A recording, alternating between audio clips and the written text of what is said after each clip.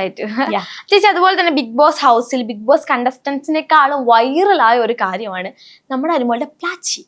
പ്ലാച്ചി എന്ന് പറയുന്ന ഒരു പാവയായിരുന്നു. കണ്ടസ്റ്റൻസിനെക്കാളും എയറിലായത് ഒരു പ്ലാച്ചി എന്ന് പറയുന്ന പാവയായിരുന്നു. ശരിക്കും ആ പ്ലാച്ചീനെ കൊണ്ടിട്ട് പലരും അത് കൂടോത്രമാണ്, അല്ലെങ്കിൽ അത് നെഗറ്റീവ് എനർജിയാണ്, ബ്ലാക്ക് മാജിക് ആണ് എന്നൊക്കെ പലരും പറയുന്നുണ്ട്. അങ്ങനെ ചേച്ചിക്ക് എന്തെങ്കിലും വിശ്വാസം അങ്ങനെ തോന്നിയിട്ടുണ്ടോ? ഈ അനബല്ല എന്നൊക്കെ പറയുന്ന സിനിമ കണ്ടിട്ടുണ്ട്. സോ അതിനകത്തൊരു പാവയാണ്. അതൊരു പാവയ്ക്കകത്ത് എനിക്ക് തോന്നുന്ന ഒരു പ്രേതം കൂടി അല്ലെങ്കിൽ ഒരു നെഗറ്റീവ് എനർജീനെ ആ പാവയുടെ ഉള്ളിലേക്ക് കൊടുത്തിട്ട് അതാണ് പിന്നീട് അവിടെ പ്രശ്നങ്ങൾ ഉണ്ടാക്കുന്നത്. സോ അനബല്ല. ഇപ്പം അനബല്ലയാണോ പ്ലാച്ചി എന്നൊക്കെ ചോദിച്ചാൽ എനിക്ക് അതിനെപ്പറ്റി അറിയില്ല. കാരണം ഞാൻ ആ പ്ലാച്ചിയെ അധികം കൊഞ്ചിച്ചിട്ടില്ല.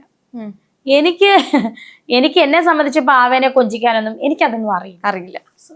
സിമ്പിൾ. എല്ലാവരും ചുക്കുടു മോനെ തൊത്തുടു മോനെ. ജസ്റ്റ് ഞാൻ ഒരു പ്രാവശ്യം പ്ലാച്ചിനെ ഞാൻ മടി വെച്ചിട്ടുണ്ട്. അനുമോളും അനീഷും വന്നു ജയിലിലായിരുന്നു. അപ്പം ഞാൻ അവിടെ വെളിയിൽ വന്നിരുന്നപ്പം അനുമോളുടെ പ്ലാച്ചിനെ ഒന്ന് എടുത്ത് മോളെ എന്ന് പറഞ്ഞ അവിടെ വെച്ചു. അതല്ലാതെ എനിക്ക് ഈ പ്ലാച്ചിയായിട്ട് യാതൊരു ബന്ധവുമില്ല. പിന്നെ അനബല്ലയെ പറ്റി ചോദിച്ചാൽ എനിക്കറിയാം അതൊരു പ്രേതം കൂടിയ ഒരു പാവയാണ്. ഈ പ്ലാച്ചിയുടെ കാര്യം ചോദിച്ചാൽ ചേച്ചി പുറത്തിറങ്ങിയപ്പോ കണ്ടില്ല എല്ലാരും പറയുന്നുണ്ട് കൂടോത്രമാണെന്ന്. ചേച്ചിക്ക് അതിനകത്ത് ഉണ്ടാകുന്നപ്പോ അങ്ങനെ തോന്നിയിട്ടുണ്ട്? എനിക്ക് അങ്ങനെ പ്ലാച്ചിയെ പറ്റി അങ്ങനെ തോന്നിയിട്ടില്ല. എനിക്ക് പേഴ്സണലി തോന്നിയിട്ടില്ല. തോന്നാത്ത കാര്യം ഞാൻ പറയത്തില്ല. എന്റെ നേരെ എറിഞ്ഞിട്ടോ അല്ലെങ്കിൽ എന്നെ ഇങ്ങനെ കാണിച്ച് പേടിപ്പിച്ചിട്ടോ ഒന്നുമില്ല. ചേച്ചിന്റെ അടുത്ത് മുന്നിൽ കൊണ്ടുവന്നിട്ട് അങ്ങനെ പേടിപ്പിച്ചില്ല. പലരെ പറഞ്ഞ് ഇന്ന് വരെ ഞാൻ നോക്കിയിട്ടുണ്ട്.